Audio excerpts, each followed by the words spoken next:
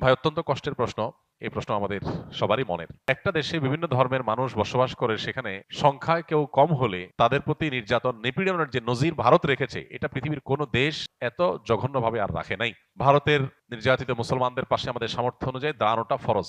যতটুকু সামর্থ্য আছে ততটুকু তো দাঁড়াতে হবে আমাকে। আমরা যদি মনে করি আমরা তো ভালো আছি, তো এটা হবে আমাদের সবচেয়ে বড় ভুল। কারণ কখনো কোনো মাজলুম মানুষের কষ্ট দেখে আমি তো ভালো আছি এই চিন্তা যারা করে, একসময় তারাও সেই কষ্টে পতিত হয়। অতএব আমাদের ইমানি যে চেতনা, সেটার তাগাদায় ভারতের মুসলিম নিধন, ভারতে মুসলমানদের মসজিদ মাদ্রাসা একের পর এক উচ্ছেদ করা, দখল করার যে মহোৎসব চলছে, সেখানে এটার বিরুদ্ধে আমাদের প্রত্যেকটা মানুষকে সর্বোচ্চ প্রতিবাদ যার যার জায়গা থেকে জানাতে হবে, এবং সরকারকে চাপ দেওয়া, সরকারের মাধ্যমে প্রতিবাদ জানানো, রাষ্ট্রীয়ভাবে বিভিন্নভাবে এটা আমাদের অব্যাহত রাখতে হবে। ইতিমধ্যে আমাদের সরকারিভাবে আলহামদুলিল্লাহ নিন্দা জানানো হয়েছে, এবং সেখানে সংখ্যালঘু মুসলমানদের প্রতি জুলুম বন্ধ করার আহ্বান জানানো হয়েছে। সন্দেহ এটা প্রশংসনীয় কাজ, এটা অব্যাহত রাখতে হবে।